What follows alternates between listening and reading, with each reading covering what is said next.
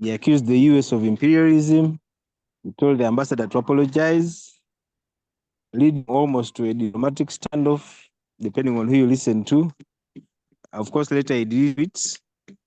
But apparently, there was supposed to be a meeting in State House today. I don't know whether that happened. A meeting between the president and the ambassador. I don't know whether that happened. He paid advisors. Making headlines is the discrepancies in the 2024 census report. Even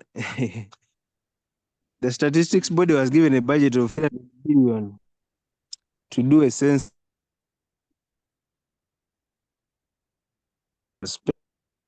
What I know is the enumerators were crying for non-payment. I know that some of the gadgets delivered were not up to workers. You're breaking. This report had errors, signing the number. Moderator, your network is breaking. Of actually to the Rangis, and so basically,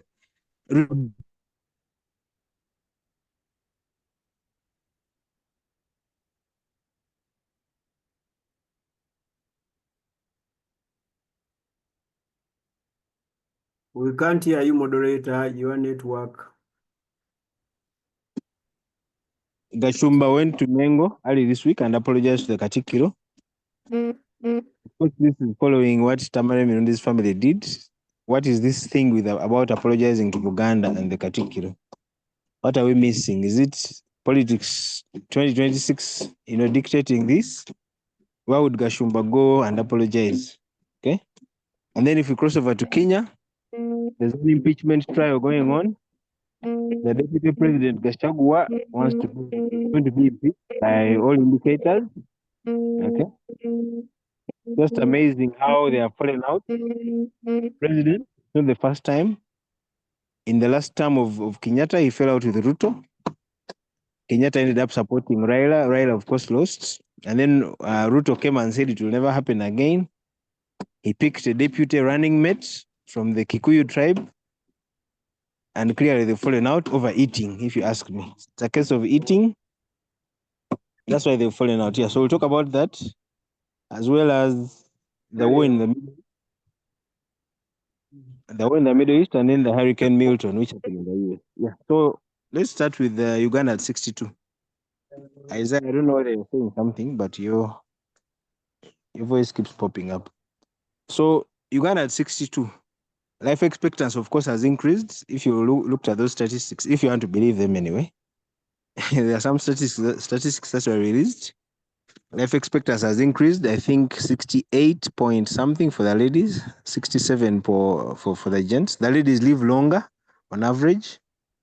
The economy is growing. If you look at where Uganda was back then, the economy has grown bigger, and many other things.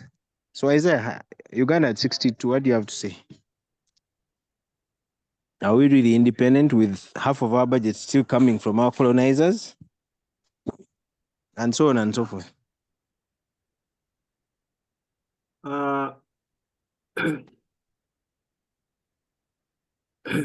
Where do I start from?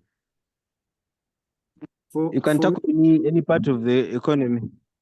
You can talk about security, economics, politics, education. Just pick any area that you want to talk about. After 62 years.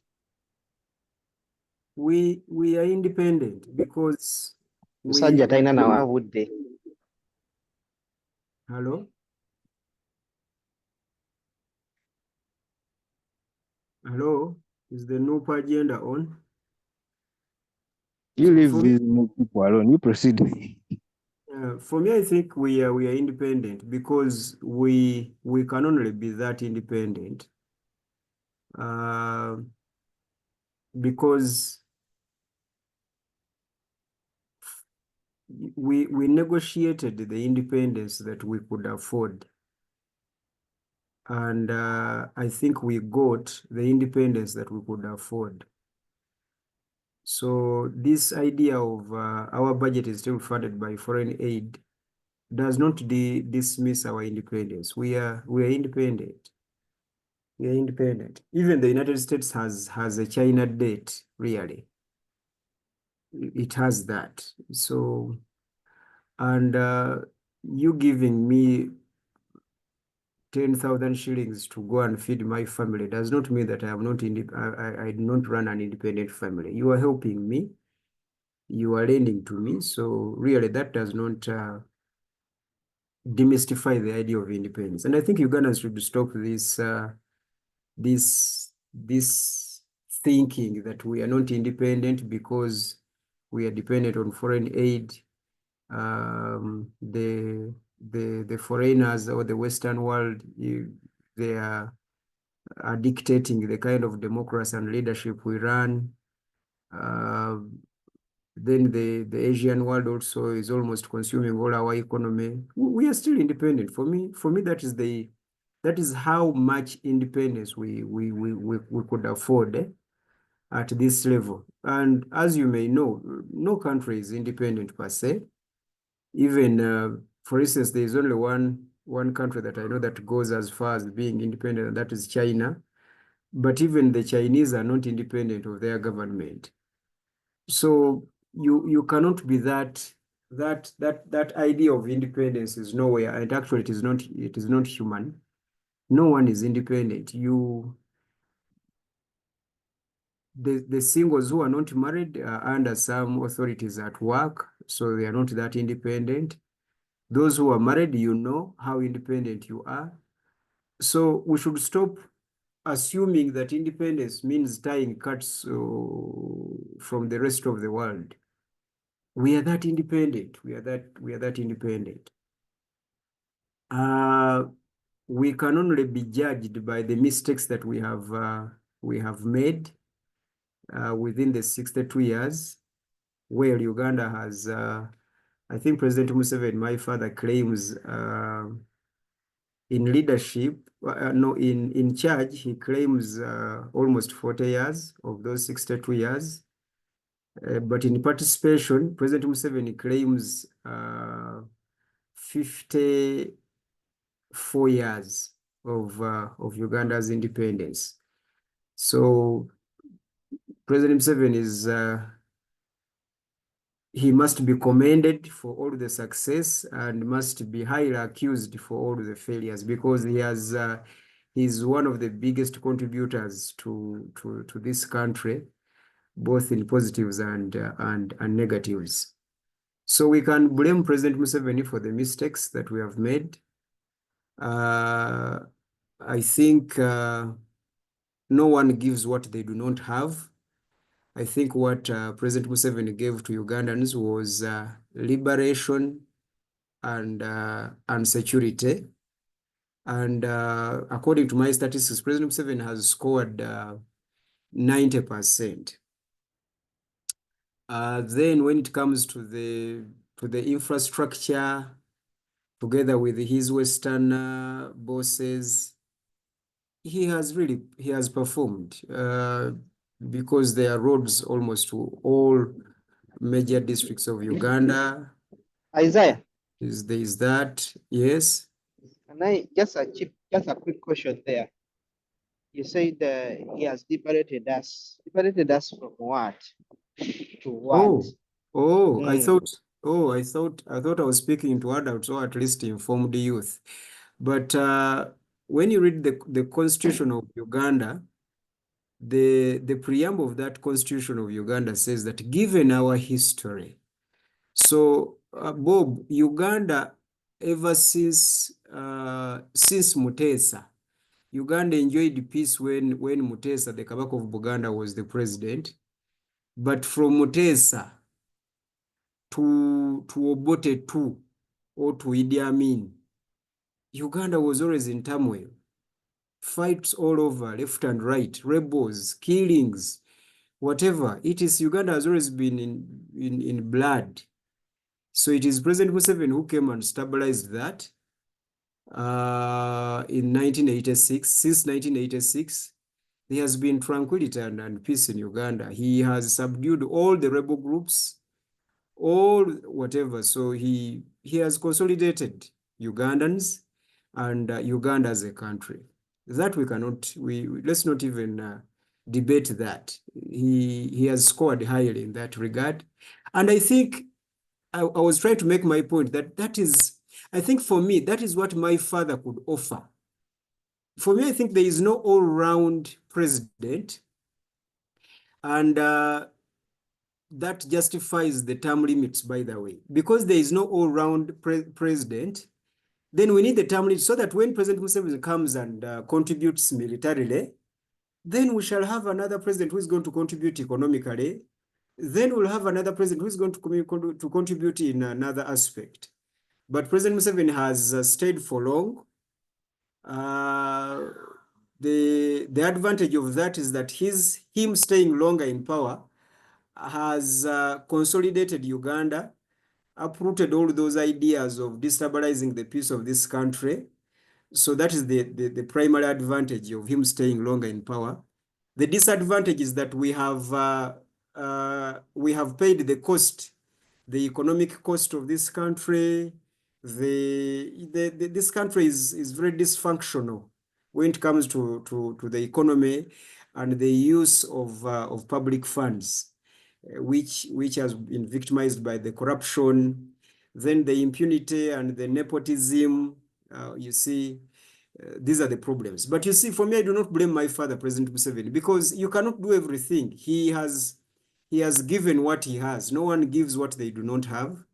So I celebrate the 62 years of Uganda, and I celebrate highly the 38 years, or maybe they might even clock 40 years of President Museveni. He has helped us. He has built an army that is admired both regional and international.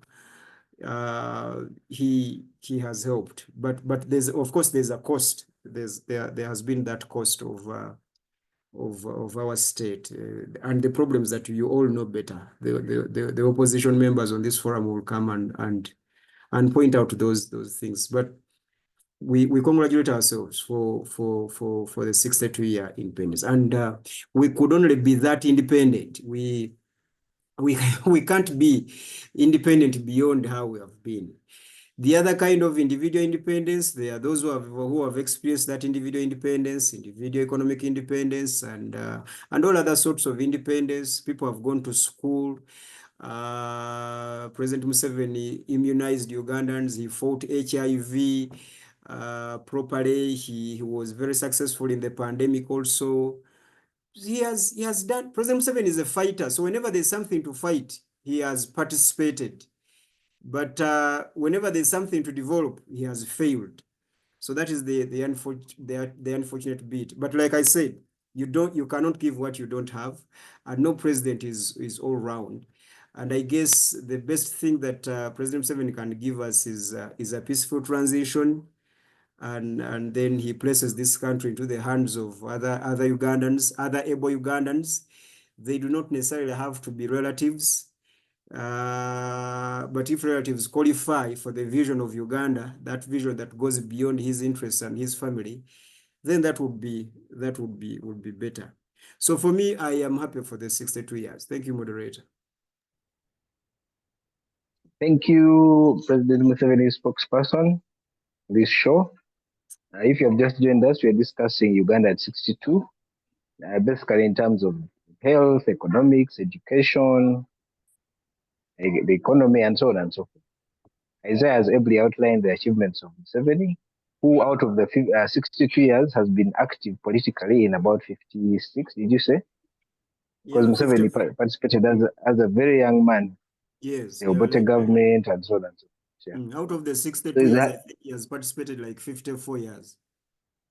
Yeah, so some would argue though he was even the problem before he became president, if you ask for Obote and me, because he was always starring the thing from inside. Anyway, let me go to Pedson. Pedson, life expectancy has increased, at least according to statistics released this week. Women are living much longer than men, no surprises there. What do you have to say about Uganda at 62?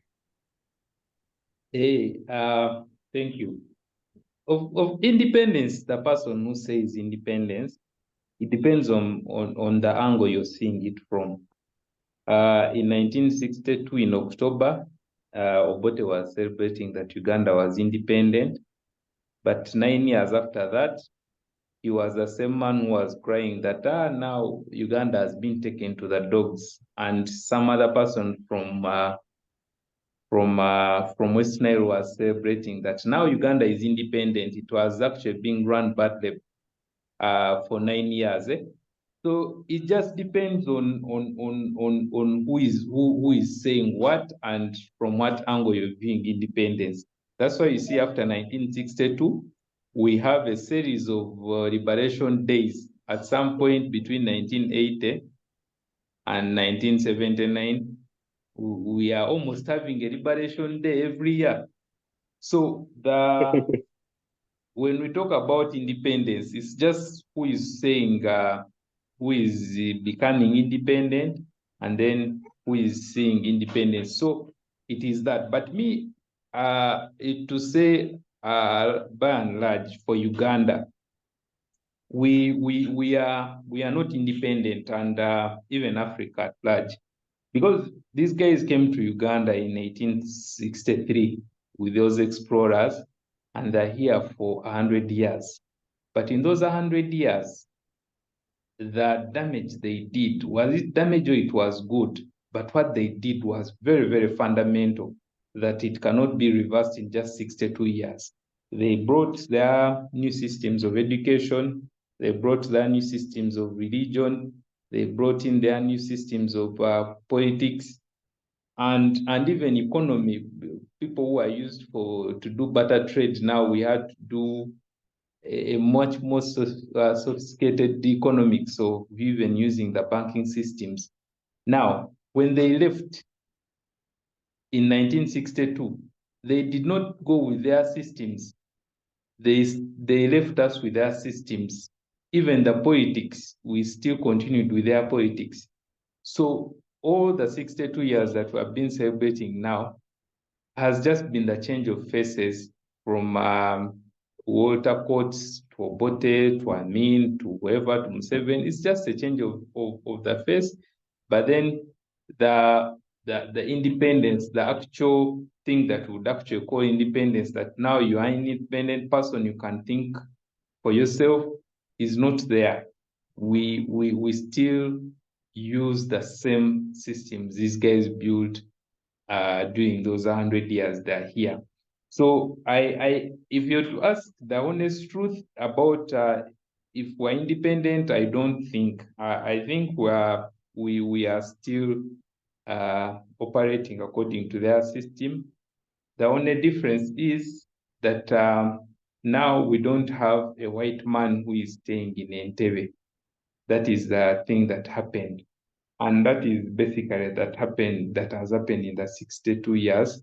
And even worse, because the time when these guys were here, we can all agree that certain things were working. You talked about economics. When you read Uganda's history, Uganda at first, when it was still a protectorate,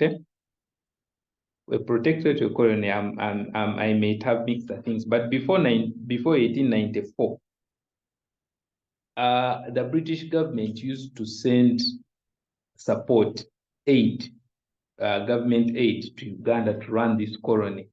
So the British government was the one that was paying these commissioners. They are the ones that are building these small hospitals. No, the hospitals were missionaries, but they're the ones that were the ones that were funding the administration of these colonies. Then the missionaries would, of course, come in for the other social services like education and health. Then the parliament sat and said, this is becoming too much to run. You guys have to exit Africa because it was becoming too expensive on them. But remember, these colonies were being run by individual companies like the Ibekos of the Ibekos, and then they used to have representatives, the Rugadis, who are pushing for their financial interests, not on the part of the taxpayer in Britain. So what these guys did, they introduced cash crops, and that's how coffee and cotton comes in around 1906. But I can tell you, from the time when coffee and cotton were introduced in Uganda, and they started forcing each family to have at least 2 acres of coffee by force, and that coffee had to be standard at a level that if you go below that standard, they used to beat you. That's why for us when we were growing up, the clean coffee was called chuboko, because if you don't meet that standard, then it was punishable. Now, from the time when coffee and they introduced coffee, they used to have, okay, coffee, cotton, then copper, the 3 C's, then also the 3 T's, which was tea, tobacco, and tourism. Uganda's economy was self-sustaining from around coffee comes in 1914 or 1912. I can cross-check that. But it was self-sustaining from that time up to independence, to the extent that when Britain was in World War II in the 1940s, these colonies were extending aid on top of us giving them the fighters, the soldiers, to go and fight. We're even extending support, financial support, because the economies in Europe were on their knees. So you can imagine an economy which was being run by the British, but then it could even support the mother country like Britain in the 1940s. Uganda was very developed. These roads that you see, things like Owen Falls Dam, the universities that you're seeing, the Makerere universities, were all built by Ugandans using the money that they are generating from planting coffee, planting tea, and planting tobacco and cotton. But then what happened is after 1962, when these white guys leave, then things start changing. You can actually we can actually get the statistics from 1960, maybe like 1966, when now things start properly changing. You see how our GDP to the debt ratio has become a mess. So the economy, we run it down. When these guys left, the country that was having a surplus of even giving money to Britain has now been running a deficit budget for all these years, ever since they left. So even the structures they left for us behind, we have killed them. That time we were discussing how we have actually killed the civil service, which is the basic thing that should be there. The civil servants that used to work for government by then, someone would have a house, someone would be entitled to a car, and someone would actually go and work as a civil servant. But now, because the things we have spoiled them, that's why there's a lot of corruption. I can't say that corruption was not there by then, but now it's rampant. You're paying someone very little money, then you're making him corrupt. So the thing is that because these guys left and they still left us with their systems, then we are not independent. And I always say that for Africa to come out of this, we need like 400 years, and 400 years of serious work, not just 400 years of counting years, but serious work, working on fundamental changes and issues. Whenever you listen to Focus on Africa on BBC, you somehow you're like, okay, Uganda is not alone, but then it's always a problem, which challenges, and you're thinking, man, what's wrong with us? So the things that are in Africa are the same problems, because these guys had a plan maybe to mess Africa up. The only good thing that Thank you. Wait, does you finish? Okay, let me finish there. Okay, I'm done. Thank you. That has given us a historical analysis of where we are. I think that has helped the conversation. I'd like to welcome my brother Mpanga as well as Musazi. Musazi, it's your first time to be here on this Thursday talk. Can I give you a chance? You had earlier raised your hand. Are you in position to talk? And Ogamba's. Yes, I'm in a position to talk. Hey, oh, sorry. Yeah, Musazi, Uganda at 62. What are your thoughts? Yes, thank you. I need to correct you first because I was in this forum last Monday. No, yeah, last Monday. You're here on a Monday, but yeah, on the forum, yes. But for the so Thursday my show, views, but continue. yeah, my views are not different from what some of the previous speakers have been saying. We've been independent for 62 years, but what do we have to show for our independence? That is a pertinent question everybody should be asking. I think that independence has a lot to do with economic independence. If you are not economically independent, if you have to rely on the United States to do many things for you, every single year, for those of you who read newspapers, know that the United States Embassy in Kampala publishes a report which it calls the US Embassy report to the Ugandan people. And in this report, it talks about how it spends almost 1 billion United States dollars here in Uganda on projects such as health projects, education, and many other things. And it comes in because the government of Uganda is not able to finance these things. In fact, almost, I think it's more than 1 million Ugandans who are HIV positive. They receive antiretroviral treatment financed by the United States government. This is what part of this money does. So these people, without the money from the United States, their lives would be in danger. Then you look at the poverty that people live in. I think if you cannot buy what you want to eat, you cannot consult a doctor when you have a health issue, you obviously are living in poverty. And that's the vast majority of Ugandans. They just don't have the money to afford the basics. If we've been independent for 62 years and our people cannot afford food, they cannot consult a doctor when they are even seriously ill, then we have a huge problem. And you have to look back at the history of Uganda, way back in the late 1950s, before Uganda attained independence.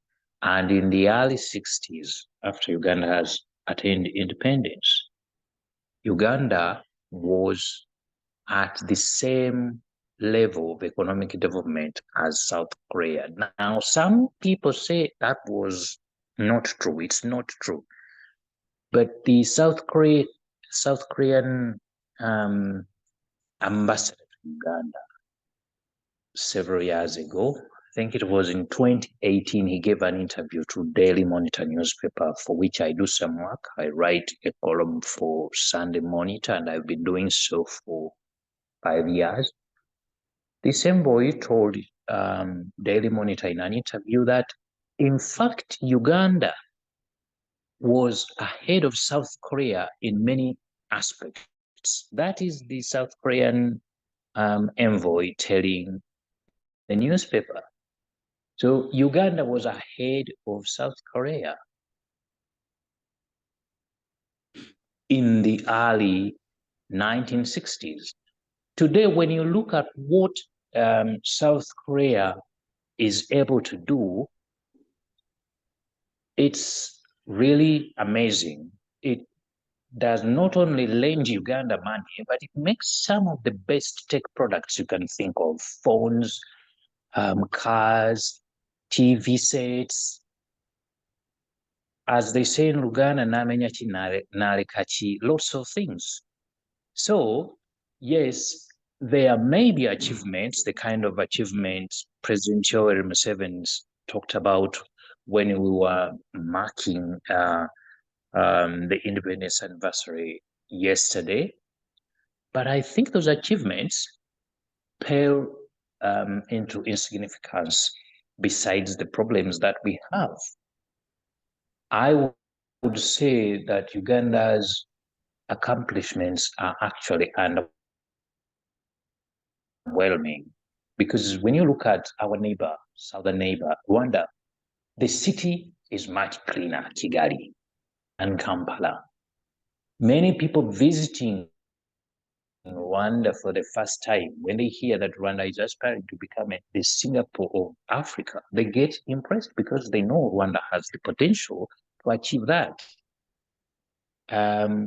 Uganda, unfortunately, doesn't seem to be anywhere near Rwanda. That's what I have to say for now. Thank you. Thank you, my brother Musaz. We are here every Thursday, by the way. So if you have time, 6 to 8 p.m. East African time. Same link, same meeting ID. You can always join in. Yes, I was told by one of the organizers of this that you meet every Monday, every Thursday. And I said that I really enjoy debates, especially when people speaking in these debates, saying things And that make a Sunday. great deal of sense. So do expect me to see me every Monday, every Thursday, whenever.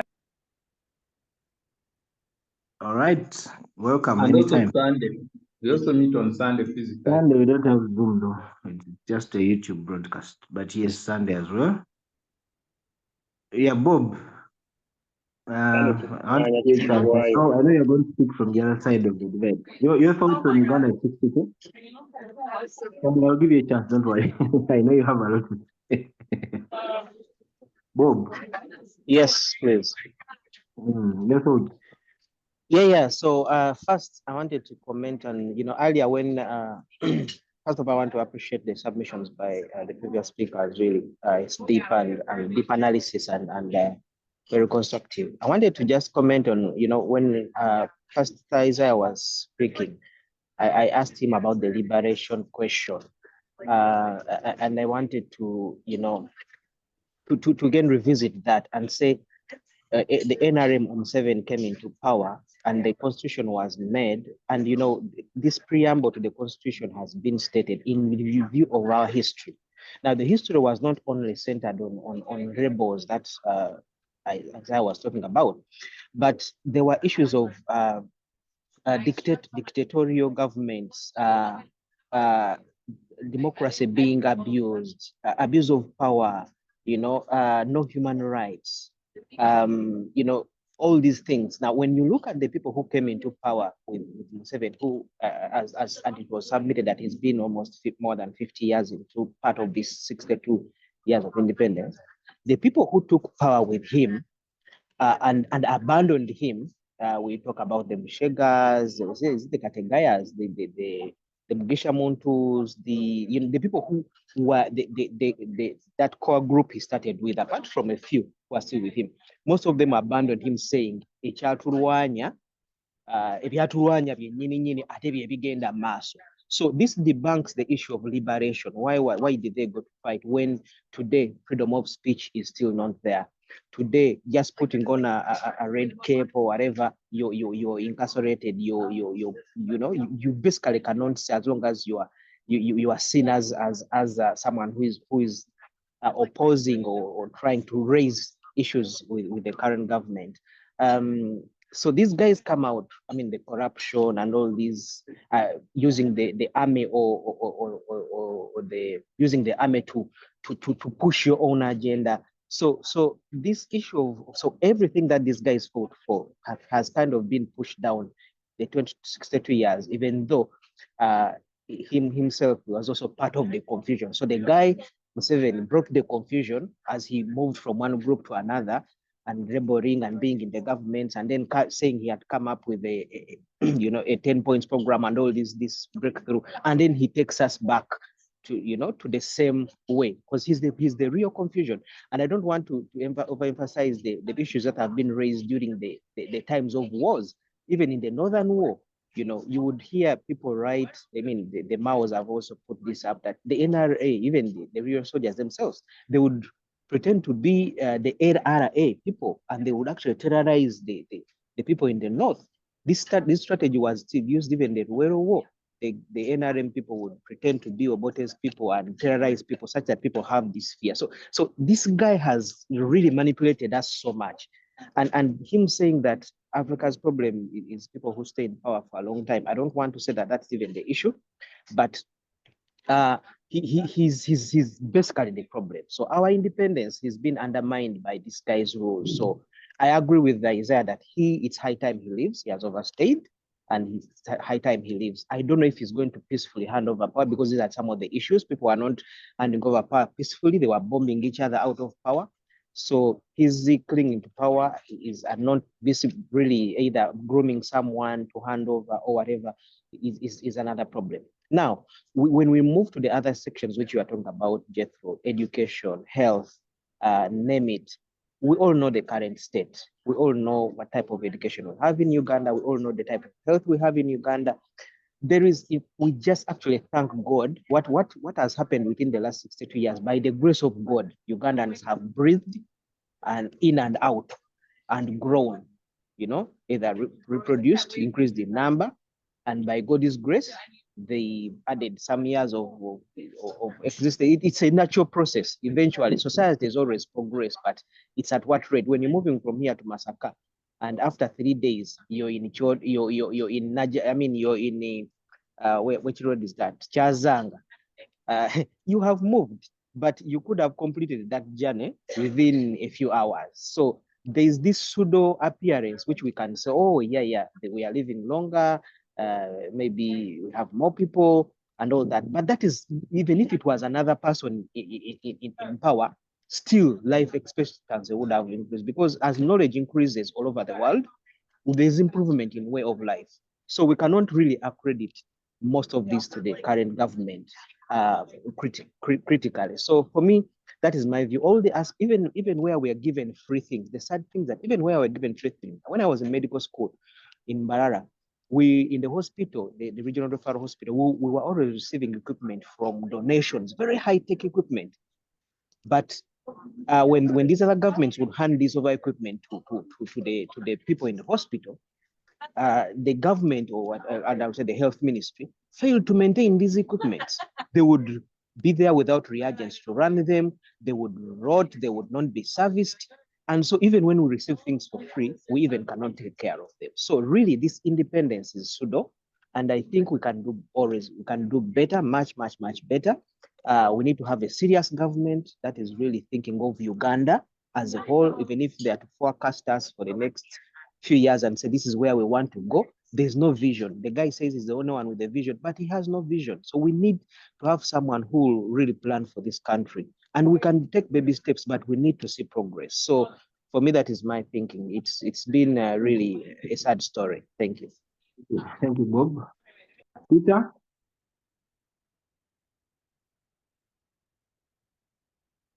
Peter, are you there? Hello. Yes. Yes. Hello. Thank you.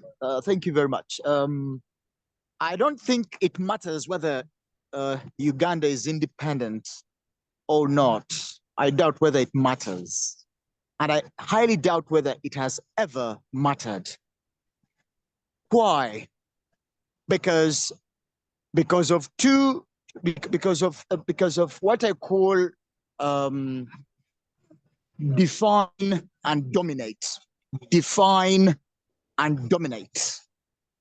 Whosoever find us as Uganda, until we undo that definition, independence, I don't think independence matters. That is number one.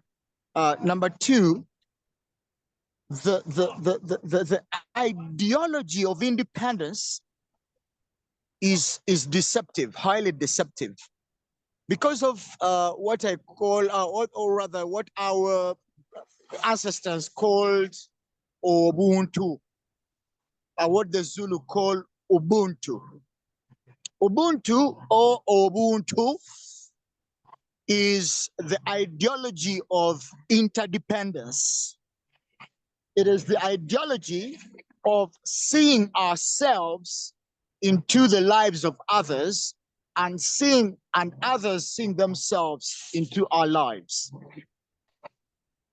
If we could work ourselves back into nations we were before we were defined as Uganda,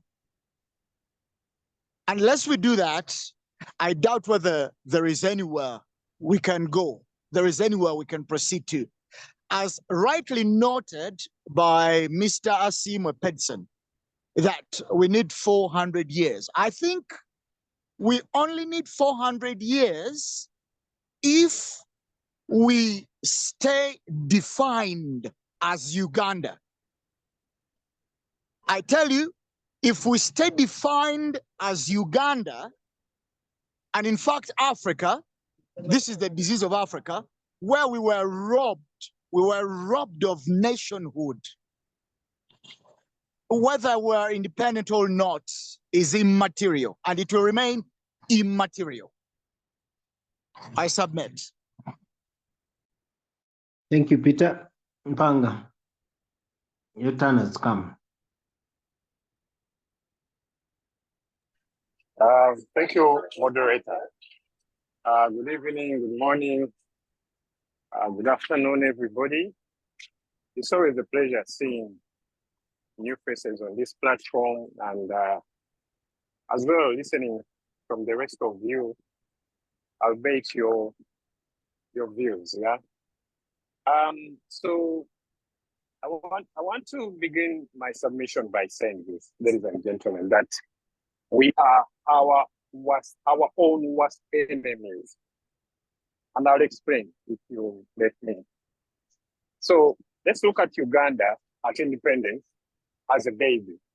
Rightly so, it was a baby, you know, because then that doesn't mean it never existed before independence. It did, or before the colonials came, it existed. However, it was being run by foreign powers and guys like that. And then in 1962, these guys are like, okay, now it's time to hand you over your country. Doesn't matter what they left with you, but they said it's time to hand it over to you to run it. And that's there, they gave us the country called Uganda.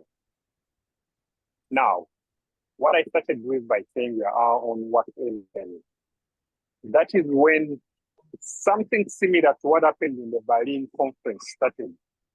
The scramble and partition and the dashing and the grabbing started from. So that being said, us being our own worst enemy, we have run this country down and dragged it to the dogs. We didn't even have to wait for the dogs to come to us. We have our own self dragged this country to the dogs. How have we done that? Part of the 62 years, 40 of those 62 years have been by one individual. I don't want to cite examples of many things this individual has run down. But what I'm trying to say to you guys is that if we had the kind of country, let me just say at around 1970, the guys, the things they were talking about, the things they were doing, they were transformational. Because when you keep saying, oh, these guys left us poor systems, poor education systems, are we the only country that was colonized? Not even in Africa alone, but in the entire world. For example, the British conquered so many countries in the world, including the States, part of the States. belong to the British, Canada, India. But these guys sat down and said, now here we are. We have a country called India, for example. What are we going to do to bring it from the rubble of colonization and build it? And they put up systems. When the guy, the savior of the sort, I put savior in quotes, came to Uganda in 1988, 86, he was talking all sorts of rhetorics, saying, okay, now it's time, Uganda's problem, Africa's problem is Israel, now it's time to act. Yeah, he tried to put up a semblance of some, good policies, but we are our own worst enemy. As soon as he put up those things, he started destroying them himself. We put up a constitution, like my brother Ben said. The preamble is very clear. Well aware of our history. We are, I don't want to cite it because I may distort the words in there. But he has himself toned down the same constitution that he set up. He has built a semblance of democracy, and he has toned down that same democracy. When I say he has toned down the constitution that he built, he's the one who put term limits in the constitution. And he was on multiple occasions saying, you cannot serve beyond this number of years as a president. He put a limit in the constitution. Later on, he came down and tore it down himself. How is that different from a pigeonhole constitution? It's not any different. It's just a semblance. It's a show. What you can call a shit show. You can forgive my language. It's a shit show. He has just put up just that. Okay? So us being our worst enemy, we are running down our own country, using our own resources to enrich ourselves. You put down a semblance of democracy, but you are appointing people who you give orders to do the stuff you want them to do. Justice. You appoint judges who are on gunpoint. They free people, and then you arrest them in the precincts of court. And then you say, I put up democracy. We are our own worst enemy. So for me, I am not going to spend the entire evening talking about how we run down the country. But I think we should just stop celebrating until we realize the British or the colonials did their part.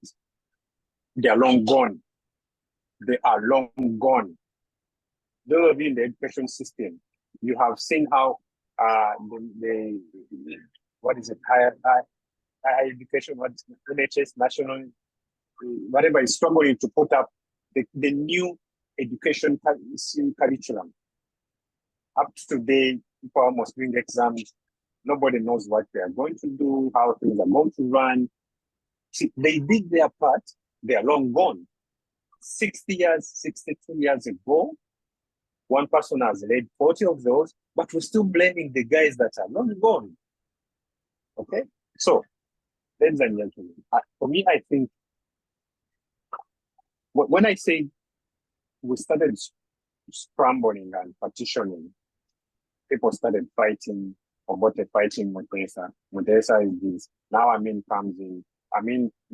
They elect you as a minister. Immediately you start your surgical operations within the government because you have your own aims and intentions in government. You are literally trying to bring down anybody doing good. So for me, as a takeaway from this discussion, a lot has been said, but everybody in your own position, do whatever you can to lift up this country.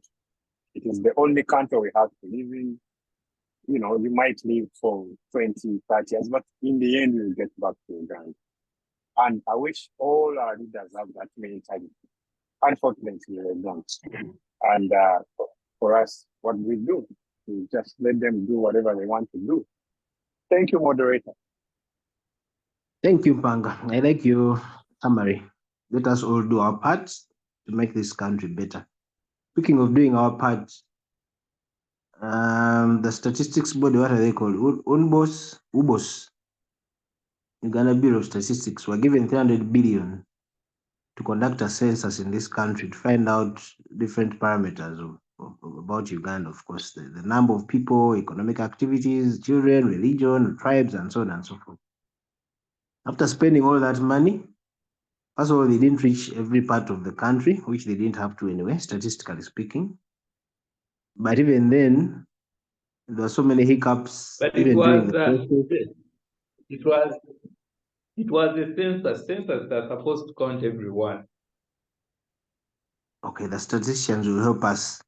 But they didn't reach, at least for me, they didn't come to my home. I don't remember being counted, which is not a problem. And then they gave us a preliminary report about the totals. They said 46 Ugandans, 46 million Ugandans now. And then they said they'll give us a final report after, I think it's been what? Hasn't it been 2 months already? After spending all that time, they came and gave us wrong figures. Actually, figures were given to the Langi figures were given to, I don't know, Bagisu, and so on and so forth. So really, what is believable about this census? Let me start. Isaiah, is it just a ploy for 2026 elections? Like we've said before, what should we believe about this census? Same guys who came and gave us the life expectancy, women live longer than men. Yeah, maybe. But really, these guys, can't we just do something right in this country? Or is that part of what you said the president's failures are? Moderator, I will pass that. Pass that one. Okay. Petson? Yes. Me, What is believable about those figures they gave us? Is even the total correct? Yeah, the process was not handled very well. Right from the time when it started. Remember that even given us a public holiday to count people, and then we had to wait at home for 2 days to be counted. So the process was not handled very well, and probably maybe there are some things they didn't envision that they would come. But the basic things that you can actually see that these are human errors, I think those should have been avoided. So the issue of this census report is the one that has really killed it, because the time when they didn't count us on the first day, everyone was all over social media complaining how the UBOS team was inefficient and how they had also not handled the process well. And you guys actually remember even that same Zoom that we had, was it like a day after? Someone had actually said that Mukiza should be fired because you see the whole process was a mess. So we thought that at the point of the results, maybe these guys were going to have changed certain things and made their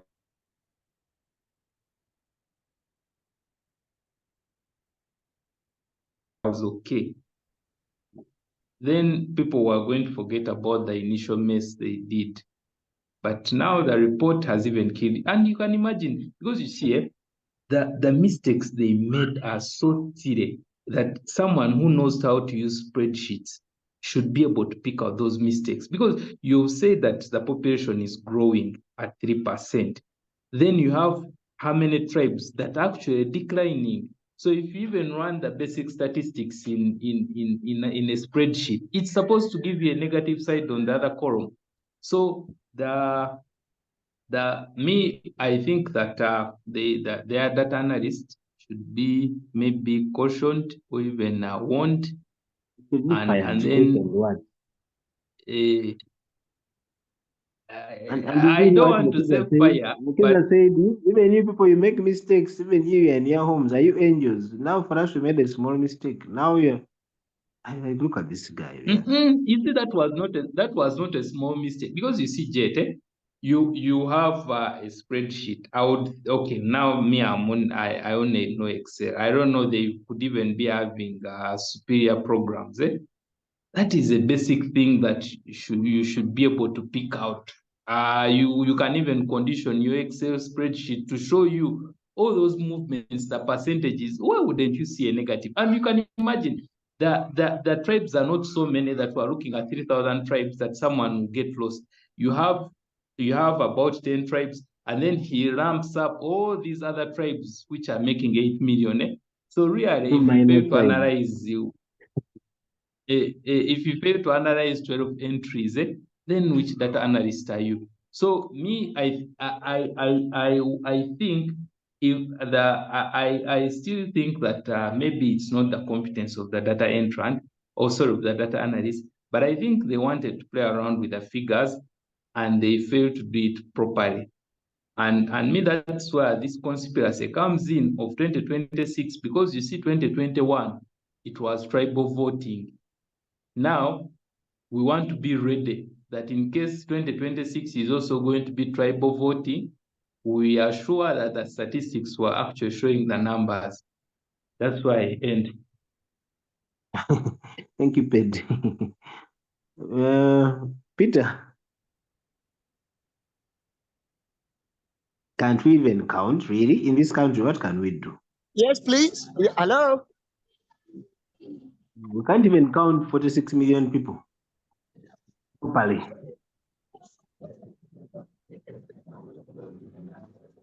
Hello. Peter, we're discussing the discrepancies in the census report. Have you been following?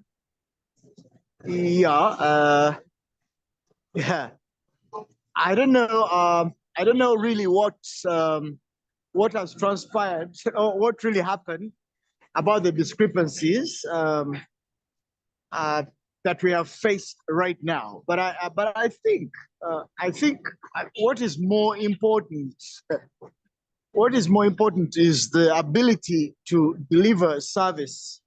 But like Mr. Asimo rightly observes about the intents, I think it shouldn't take us unawares, because the method, rather statistics as propounded by governments all over, not only Uganda, but also I think United States and all other countries that we admire. Statistics have their own agenda. No statistics is innocent. Some statistics is for exploitation and other statistics is for liberation. So wherever we meet statistics, especially political statistics, they have an intended objective to achieve, whether in developing world or the so-called developing world or in the so-called developed world. I thank you. Thank you, Peter. Bob. Yeah, I think people are sleeping on job, and this is the issue we've been talking about. Now, when you talk about the education system, you see how it also goes back to that. Maybe people just don't know what to do. So the education we have is pseudo, everything is pseudo. Someone is sleeping on job and they will collect a salary the next month, they collect a salary. I mean, let's leave alone even the counting aside. Can't we utilize the current systems in place? For example, for me, I would probably, have thought about this. We have LCs in each of every sub-county, or I don't know how you call it, village, there's an LC. And if I'm to take an example of my LC, this guy does another job. He actually knows who stays where, apart from, if a newcomer comes in and is not reported, but this guy almost knows everyone in his village. The LC1 guy. Now I'm talking about places where the population is not too much or there's too much work, and where there's too many people, still you can come up with the system. But the LC1 is like a first place. This is a village. Who stays here? Who stays at that house? Which family stays there? You can actually collect this information from these LC people if you empower them, okay? And they get a census within their village, because they will count each family, the kids involved, the tribe of that family, and they will have for you a database, which now you can put in your national population, whatever offices or database or whatever, and you reconcile this data, okay? For me, that's like an easy approach. Instead of, recruiting a few, kids and giving them laptops and then telling them to fill in this and that, Today in Uganda, there are many health clinics, even at the LC level, and many women are no longer giving birth on the in Mobitoke. Eh? They are not giving birth Mobitoke or Wamuku and all that. They are at least giving birth at a certain health center, 2, 3, 4, for whatever regional. So this birth will be registered. So these all, and when you're registering this birth, you're registering the father, the mother, the tribe. You can have that. That is another whole set of database that can keep you updated on how many kids are being born, how are we growing. So for me, even without the resonance of we are not able to count, the 46 million, they are systems that can be easily utilized, and they give you at least, and there's always error in these statistics, but they can give you a close to target estimate of what the real issue is. So for me, I think we just need to sit down, think outside the box, look at what we have, what can we do. But again, as we know, people will always underperform on their jobs. They won't be fired because either they are sons of so and so, or they give someone some money, or all that. And the people are not accountable for the jobs they are given, the responsibilities they are given. So for me, that's what I can say about that. Bob, how shall arcades and apartments in Nigeria and Chanja be built when you're using LCs to collect data? Mpanga.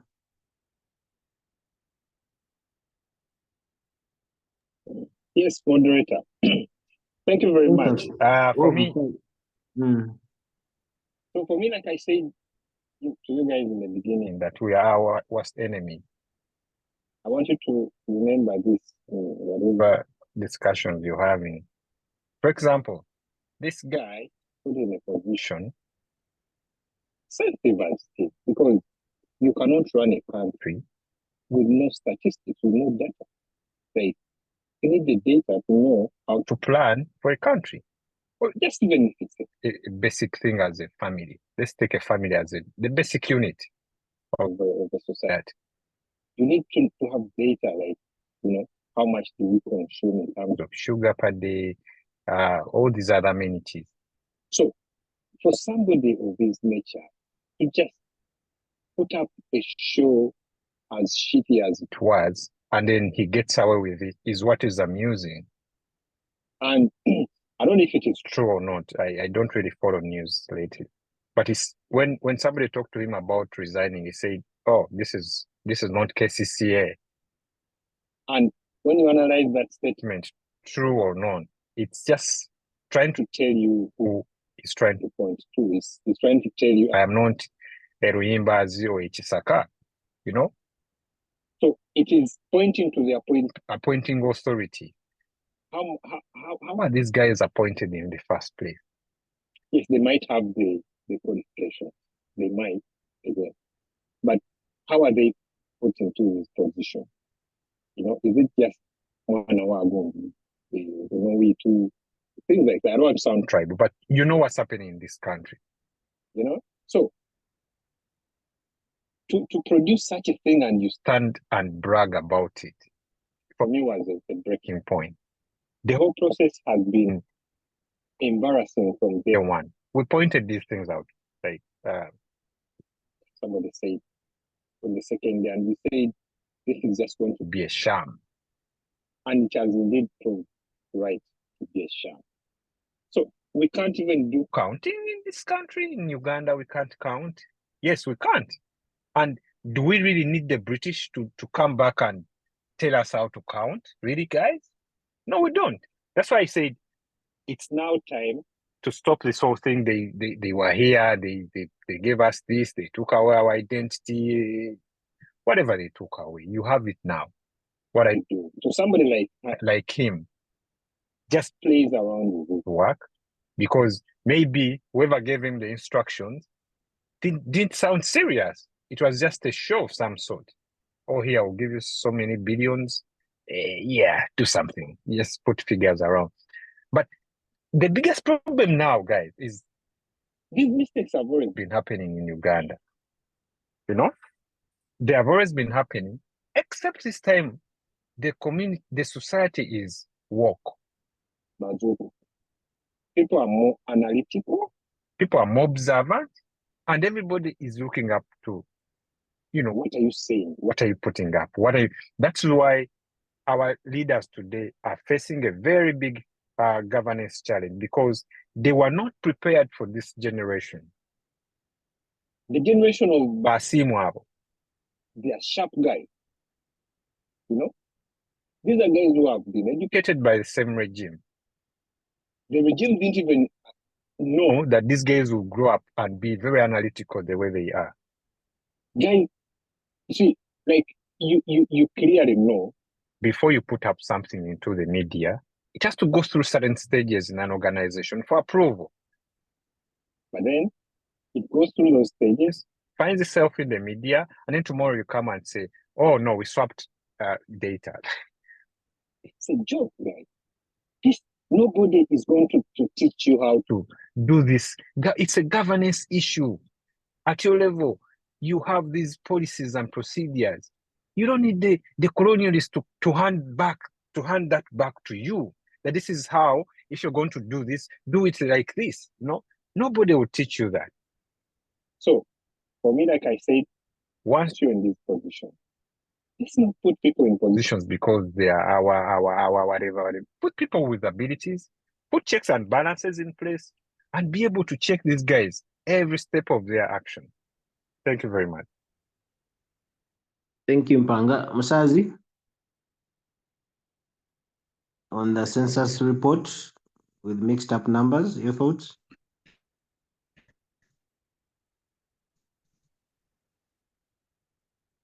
We can't hear you. Or is it me? Thank you. Thank you. And I think I have to. Can you hear me now? No, I can. Hello? Please proceed. Can you hear I me? can hear you. Yes. Me, I can hear you. Maybe I my can hear you. internet connection is not very You're strong. clear, But you're I loud. was saying that the UBOS problem is a Ugandan problem, because if you go to hospitals, you may ask, what does this have to do with hospitals? But let me explain. I've been to several hospitals in and around Kampala, and what really surprises me is you go to toilets of hospitals and there is no soap, there is no tissue, toilet paper. People who work in hospitals are healthcare professionals for the most part. They should know that a hospital should have soap in the toilets, there has to be tissue, there has got to be cleaners. You don't keep a toilet clean simply because people who go there are adults. They know that the toilet should be kept clean. You keep a toilet clean when you have a cleaner whose job is to be there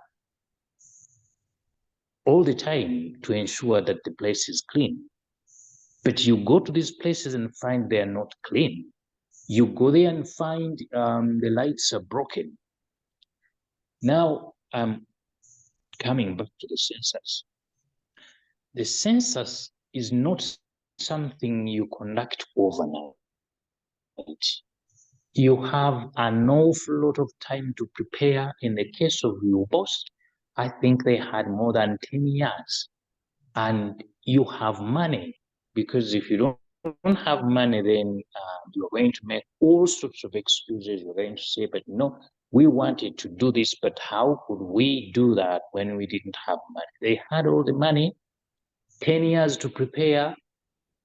On the very day the exercise of counting people began, many people who stayed in their homes were not counted. One of the speakers was saying he was not counted. I wasn't counted either. And there are very many people who were not counted. When Mukiza, the boss of UBOS, was on Capitol Gang, a day after the census opened, the moderator of the show asked him, "Are you still the boss of UBOS?" He asked the question jokingly, but he was surprised that the things the boss was supposed to know, he didn't even know. So I think there is quite a lot we need to learn from the people who did colonize us, because I find that they are very highly organized. If they have an event that is going to take in 6 months' time, maybe even 8, today they are beginning to work on that project by drawing up lists of people who are going to attend, by preparing invitations, by finding out who is going to confirm attendance, so that if you have things that you have to change at the 11th hour, it's very easy for you to change them. You know, you don't start running around in a very disorganized fashion. So in the case of Ubos, everyone is wondering, how did they fail? You have everything it takes to do the job. How do you fail? My answer to that question is that in Uganda, we take a laid-back attitude towards the way work is done. You know that if you screw up, you still are going to keep your job. Nobody's going to fire you. There are no really consequences to suffer. If Mr. Mukiza and his team knew that jobs would be lost, maybe things would have been done in a better way. But they know they can get away with it, and indeed they have gotten away with it. That guy will continue in his job until maybe he retires.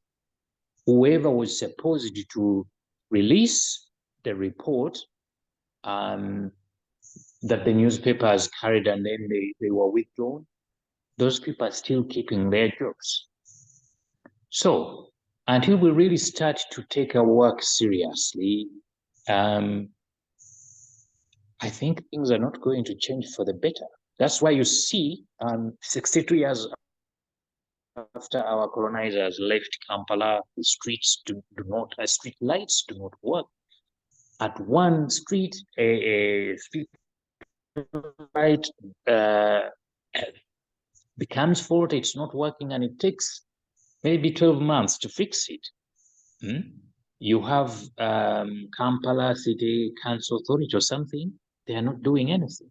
Even sweepers, they fail to pay them. If you fail to pay someone, which in my opinion is one of the simplest tasks anyone can perform, what on earth can you do? Because all you need is money to pay.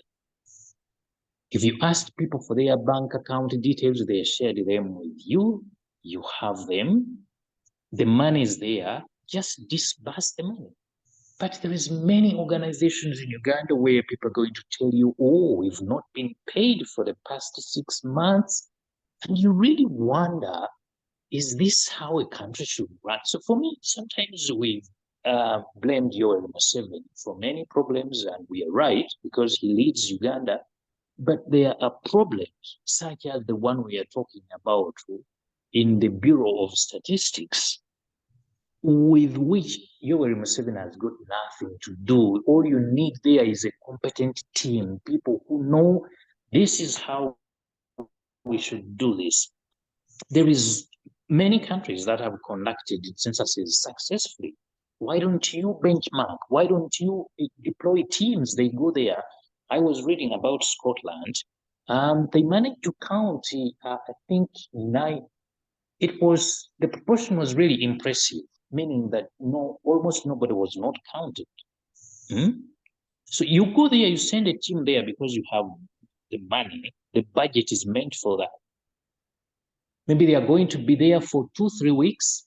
What they are studying is how you manage to conduct the census successfully.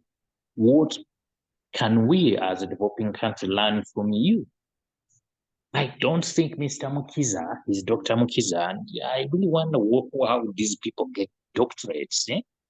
You do this kind of shit and you move around claim to be a holder of a PhD. It does not make sense. Thank you, Masazi. Let's go to the question of Indians. I think you guys have seen a clip of Sudhir doing an interview with an Indian media channel. I don't know which one in particular. where it says the Indians have been here for over 100 years. They came to build the railways, others started factories, and so on and so forth.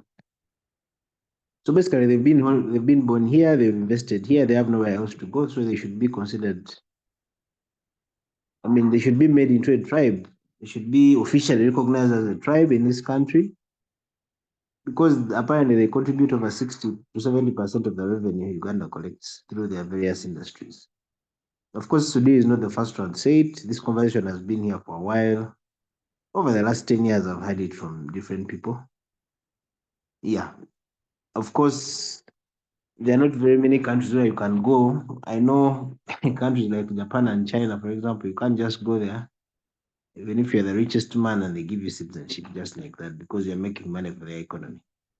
In places like the US, it's a bit different. Of course, their citizenship route is a bit different.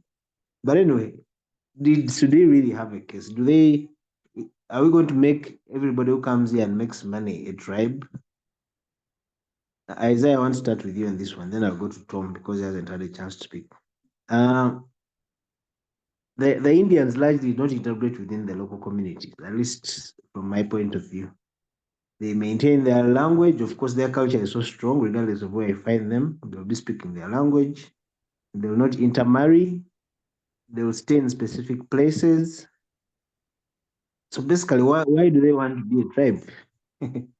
Let me start there. Isaiah, I will pass on that. you have nothing to say? Yeah, I have nothing to say. Okay. Tom, can you talk? Yes, moderator. Why should Indians demand to be recognized as a tribe? If the Banyarwanda are recognized, why not Indians?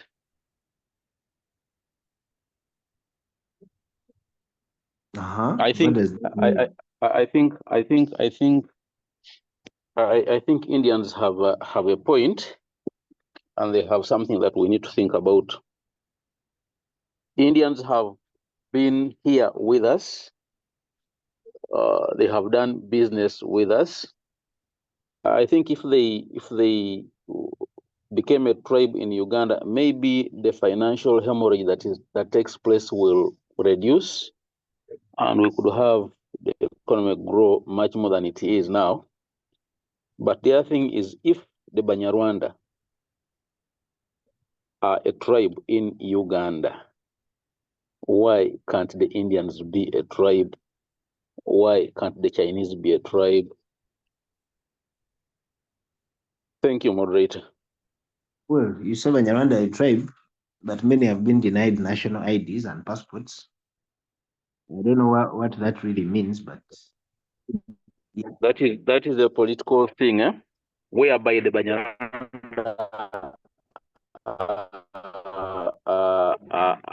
government goes out of power, they won't stay in Uganda. So it is a political thing. It is an unintended thing. It is intentional. It is a political tool to press them to support this government. Moderator, information. Hey, okay, you have something to say. No, I have information. I don't have something. Okay, give us information. The Banyarwanda were here since the 1900s, or since the 1800s. The Banyarwanda were here since the 1800s. The map of Uganda has a region of Banyarwanda.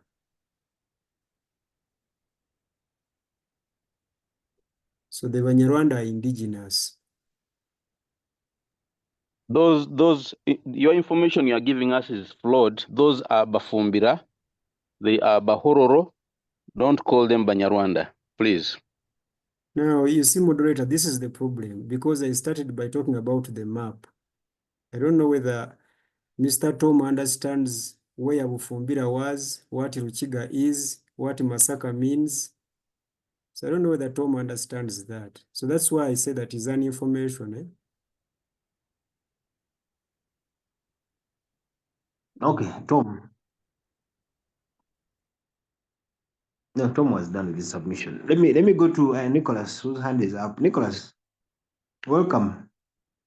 Thank you, Chair. My apologies. I had forgotten about the fellowship. Despite the reminder, I sent to you But personally. Yes, sorry. But I thank God, better late than never. Okay, proceed with the question of the Indians. Yeah, thank you, Chair. You see, Chair, I feel for the Indians because they are innocent. The child who was born in India, in Uganda, did not tell the father or mother that go to Uganda. But they were born here.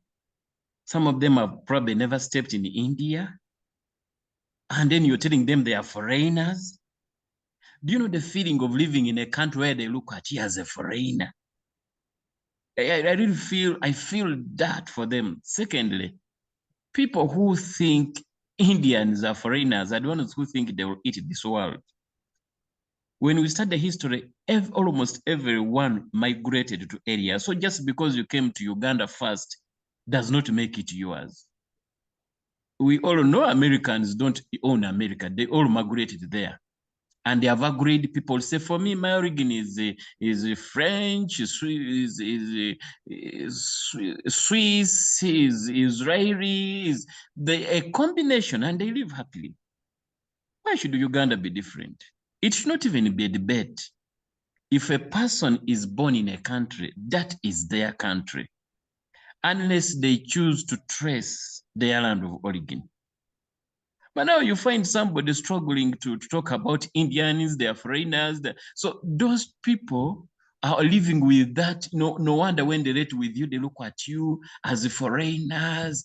For me, I've ever studied with an Indian. She was an Indian girl, Farah Saleh. I wish I was mature at that time. It was in Form 2. Very beautiful, friendly girl. And one time, that was 97. When you were in Form 2, and she was discussing the pain she goes through being looked at as a foreigner. And she even told us, we were young, but we felt her pain, that she never chose to be in Uganda to begin with. But she was told that her grandparents came here, and then their parents also were born here. Then she's born here, but she's still regarded as a foreigner. I think, Chair, that is very unfair.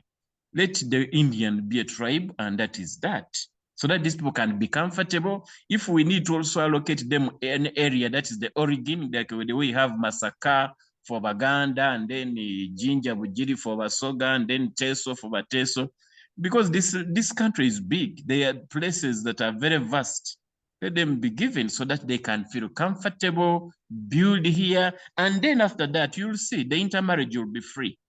Because there are some by the who have already intermarried. The other time I was in Mukura in Teso, the Indians there. I was buying something from a woman. She was speaking an Iteso, and she says her father was Indian, mother Itesot, and she lives here, and she's, So, Chair, that is my opinion. It should not even be a debate.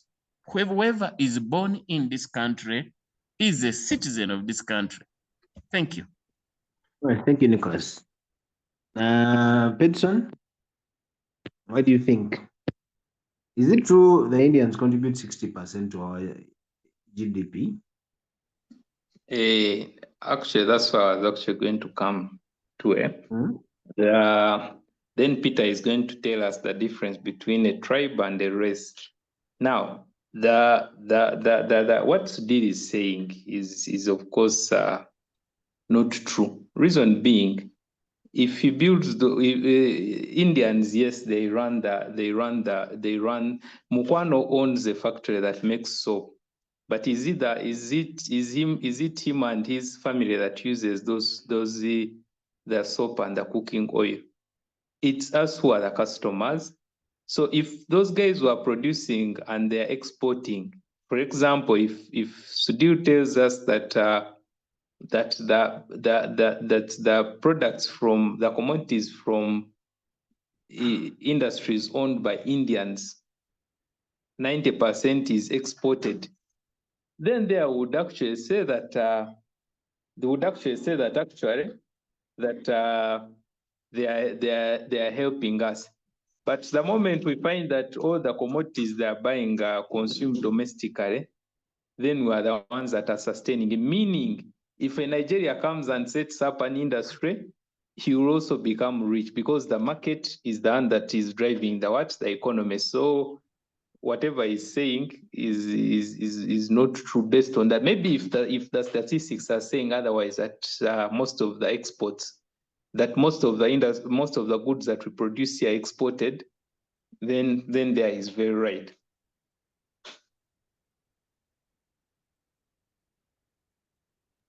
Yeah, I'm done. Peter can tell us race and tribe. Peter, what's the difference between a race, a nation, a tribe? I think you like this concept quite a bit. Thank you. Thank you very much. Before I make such an attempt of attempting a definition, I would like to say that it is unfortunate that we are even debating tribe amidst a world that has created an ideology called globalization. If we view ourselves in the globality of the world, it is unfortunate. You know, the term tribe is a diminutive term. It is an abusive term, which is defined by the hierarchization of humanity, especially by those who dominate. So a tribe is a term, an abusive, demeaning, and dehumanizing term, which originally comes from they who hold power over they who do not hold power. So whenever you hear the word tribe, they're telling you because our brothers and sisters in the Europe and the so-called global North, whenever they talk of tribe, and which definition we have borrowed, lock, stock, and barrel, whenever they talk of tribe, they are talking of primitivity. They denote primitivity, backwardness, savagery, and barbaric character. That's the term tribe. So to begin with, I would like to deassociate myself from that diminutive. To them, what we would qualify as tribes, for them, they are nations. So we have people who are 300,000 people in Europe, but they're not a tribe, they're a nation. We have islands of people who are less than 300,000 people, and they are a nation. But like I told you earlier on, we have a syndrome of define and dominate. Somebody is busy defining us, and after defining us, we get hierarchized. So if you want to determine whom to enslave, whom you want to if you want to determine whom you exploit, you must first classify people and afterwards you hierarchize them. So to me, in a world of globality, to discuss tribe is outrageous. So that is tribe. That is tribe for you. So tribe, nation, state, nation, country, state, they are all political definitions. They're all political definitions. In fact, to be broad, they are cultural definitions.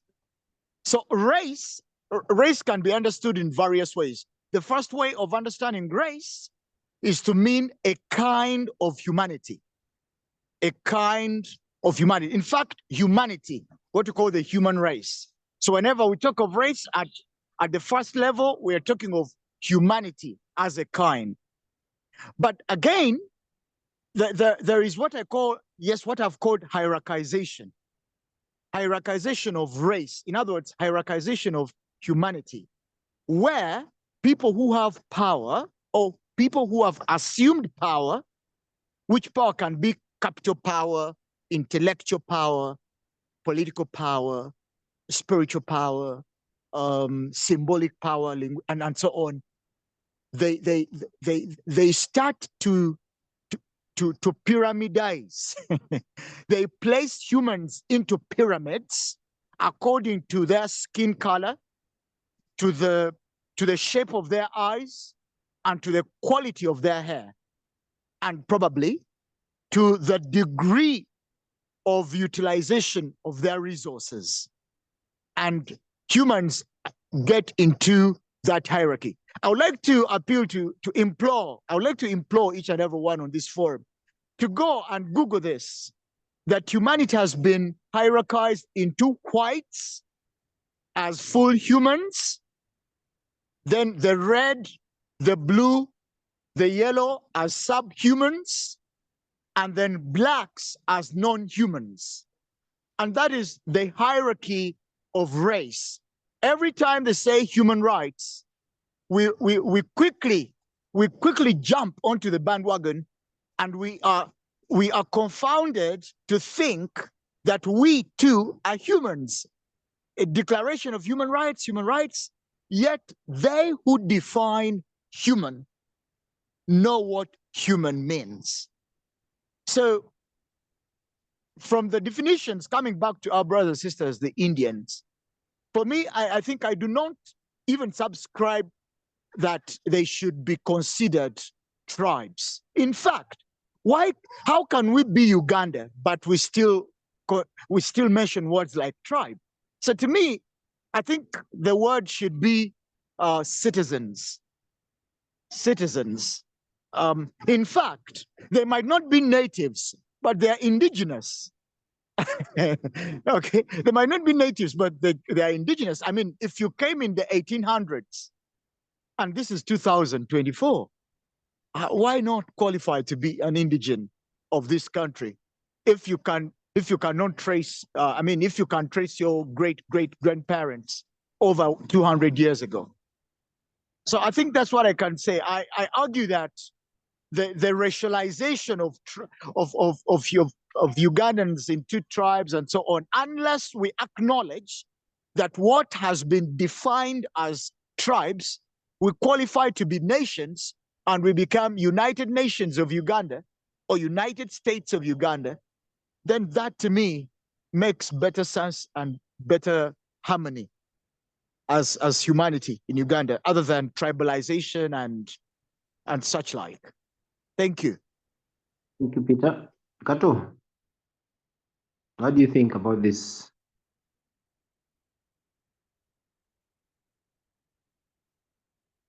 Okay, Kato. Nicholas, your hand is up. You have a quick answer to Peter before I go to the next person. I wanted to thank Peter for bringing the idea of tribe at that high level, but quickly remind him that according to the context we are talking about now, tribe transcends citizenship, because citizenship, according to how our constitution look at it, is either you're a citizen by birth or citizen by descent. So a person, there's even one who is a citizen by naturalization, and there is a citizenship by certification or something to do with the permits and things like that. All those ones have expiry date of citizenship.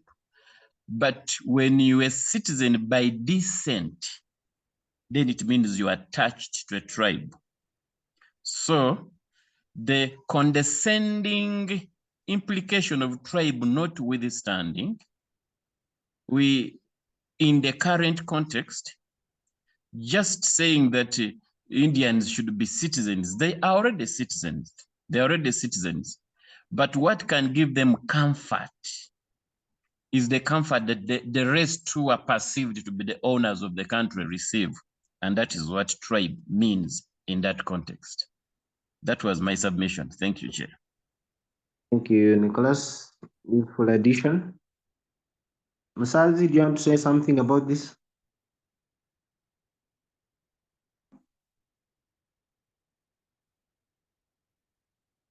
Musazi, are you there? Yes, your hand is up. Please proceed. Yes, what I want to say is really brief. I know what Indians are doing here. Most of them are business people.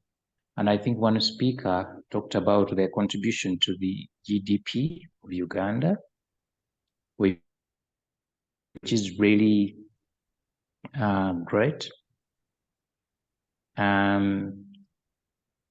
GDP aside, they were born and raised here. Many of them have not even been to India. This is the country they call home. So, since we are all humans, I really don't see any reason why Indians cannot be citizens of this country. And as one speaker has been proposing, I don't see any reason why they shouldn't be given a tribe. They should have their own tribe. I don't know what it should be called, but if they want it, they can have it. Indians, many people say, and I agree with them, they tend to keep to themselves. They don't mingle freely with the rest of the local population. If you go to their places of residence, you will find that it's only Indians there. It's highly unlikely to find Indians there living with Black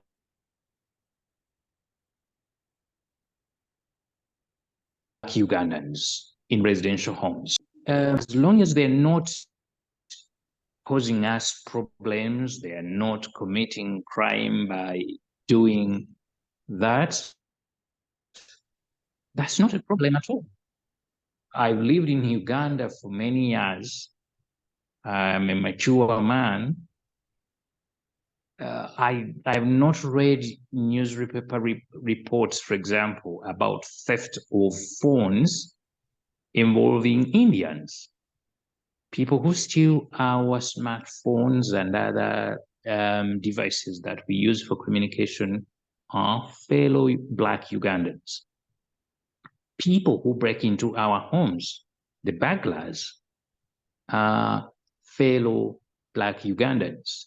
So the Indians, when it comes to crime, cannot blame at all. If they have decided to live, say, in Kawempe, in Gorovi, they live in their own apartments. You have apartments that are exclusively for Indians. I don't think that is a problem at all. So that's my contribution. Thank you. Thank you. Many people don't see a problem. Hey, Bob, I haven't given you a chance. I think it has all been said really. I've got nothing to add there. They are welcome to Uganda. We even have Indian comedians who talk Luganda more than even us, the Waganda. So these guys have been born here, they've been raised here. This is their home. They don't know any other probably. So they should be well integrated and welcome and allowed to all the benefits, if there is any, that they get for being a Ugandan. Yeah. Yes, moderate. Thank you, Peter. Yes, finally, Peter. A moderator ndoza n'okugamba n'ensonga gye tuwa lwaki tulina obba oli bwawe ensonga nti tulina obba twandibalowoozezzaako okutwegattako kubanga baleeta ssente. Ensonga ezo ennafunafu ezo bwe zityo. Ensonga ezo bwe zityo. Lwaki tufunye wano kawukyero ebuuza ekibuuzo. What do you bring on the table? What do you bring to the table? Endowooza eyo ndowooza nze si nkulu. Endowooza nga Musumba Isaac bw'agambye, I think by descent Leero kubanga abaana be tulina abayindi oba abantu be tulina abayindi, their descent era nze ngamba ebeera wano kubanga bw'oba nga mumaze wano emyaka 2 tusobola okugamba nti yo descent eri mu buyindi. Nze ndowooza ensonga yandibadde nti bantu bano babadde wano ebbanga lya myaka 2, population yaabwe yenkana bweti and so on and so on. Ekirala abakulu bano lwaki babadde nnyo there's a settler community. Musumba yansomesa ekigambo ekyo bayita settler community. Settler community be bantu ababeera awo naye nga tebeetaba na balala. So baganda baffe abayindi abali wano ku forum n'aba bakiikiridde mubagambeko, yes, intermarriages ziyinza okubaayo naye ziri so flimsy, ziri minuscule, I think that's the word, minuscule, negligible intermarriages. Bantu bali bokka, bakalya kokka, bokka, that kind of thing. Nze mbadde ndowooza nti bandibadde beetaba ne bafuuka ekimu naffe. So that's what I wanted to say.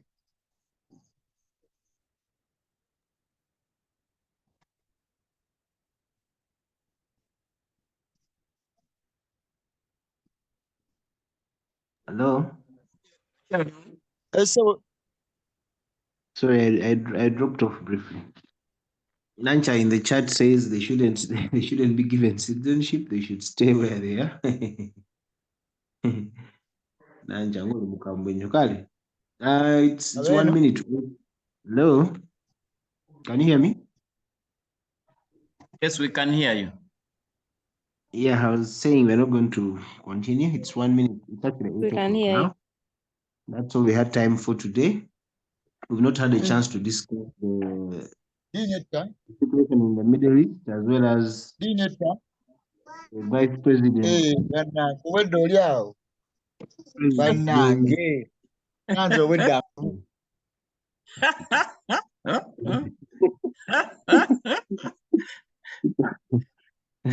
Anyway, yeah, thank you for joining in. We'll be back next Thursday.